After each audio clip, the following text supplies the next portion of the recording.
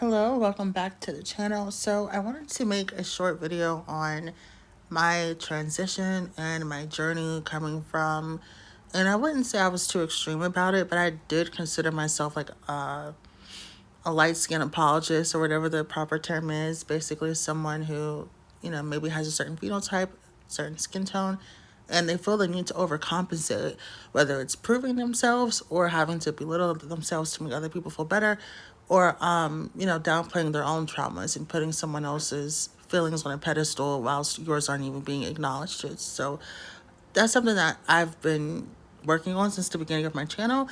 And it's been a year now since I made my channel, and I've really gained a lot of new perspective. So I kind of want to reiterate some of the things that I was feeling. But when I first started, I think my first video was titled "In Defense of Exoticals United." Shout out to her, because when I first saw her channel, I was kind of like, so used to the Black women empowerment channels that even just her original intro about different skin tones, it kind of threw me off a bit. Just in a way where it's like I've never heard someone speak so boldly about that, like so unapologetically. And that's what really attracts me to certain women's channels. So if I'm ever reacting to one of your videos, it's because you inspire me. Like, we don't have to agree on the same thing. Like, I love women who just say what's on their mind. Like, that's my thing. So I was really listening, and by the time I got like 2-3 videos in, I realized, like, okay, this girl's really making some points. Let me actually dig deep into this. And it was such a palette refresher, because it gave more nuance to the whole colorism situation that I just did not have only watching one side of that conversation. And I just remember thinking, well, I'm so pro-Black. I'm such an advocate for Black women and Black people. And this is how I was raised. This isn't just something that, happened to me after George Floyd or Breonna Taylor. I was raised very pro-Black. So I was raised like advocating for the community and stuff like that. So that's not even just a brand for me. It's a part of my identity. So, and I've always been really heartfelt towards any, group of people, any gender, anyone that feels disrespected, or anyone that feels like the underdog in a situation. I always stick up for those types of people. So I've always had this empathy for Black people and this confusion as to why the world treats certain people a certain way. Now, granted, the way niggas be acting nowadays is not too far off why people look at Black people a certain way, but just throughout history, anywhere in the world, like, it's always kind of bothered me, like, what did we do that was so bad where the whole world just don't like us?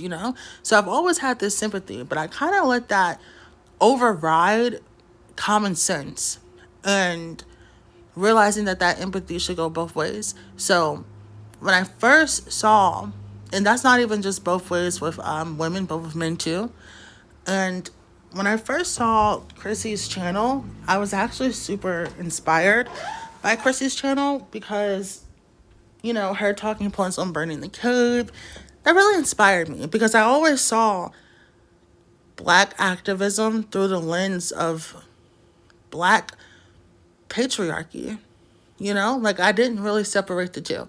I felt like we're all in it. We're all Black. If we get put over by a cop, like, it doesn't matter. Da da da da da. I didn't really look into the gritty details and stuff like that.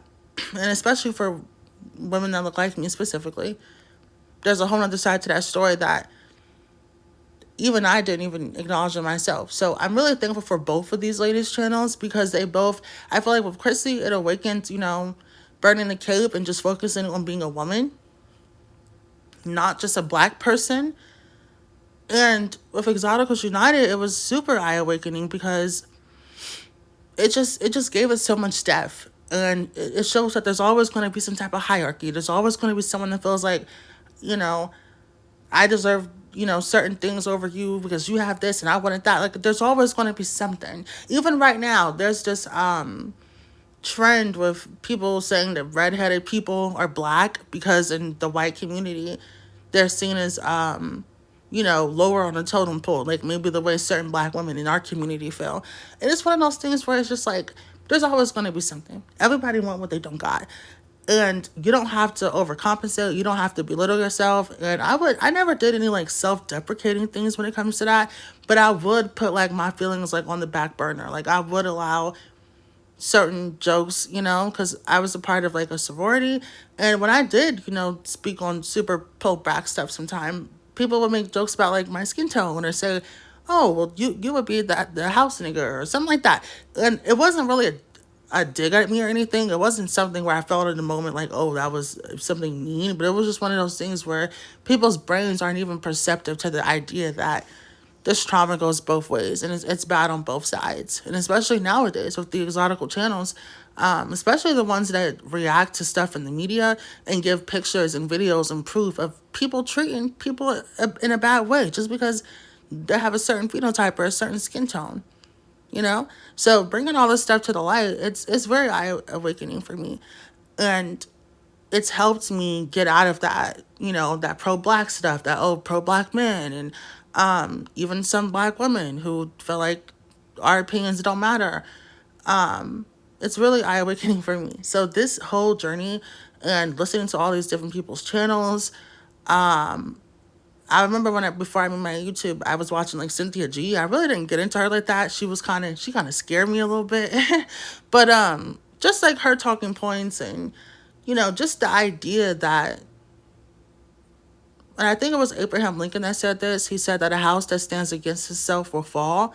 And just the idea that the black community was so much more, because you gotta understand, I grew up very pro black. I grew up thinking the blacker the berry, the sweeter the juice, the darker the fresh, even deeper the roots. Like I was, I grew up thinking like all black people were like family and we're all kings and queens and everything's so perfect and kumbaya, and white man is the devil, skinheads, KKK, Aryan race, like they're the problem. So when it dawned on me, they're like, okay, yeah, white people, they did they one too. They did a number on us. You got me there. But now we're kind of our own problem. Women too, black women too. So I really do appreciate channels like Blunt Gurley, people that hold all people accountable and want us to do better. And it's really helped me on my journey, just being more aware of these things and doing something about it. And not just talking about it on the internet, like really, decentering a lot of things that don't line up with my values and my morals and add value to my life.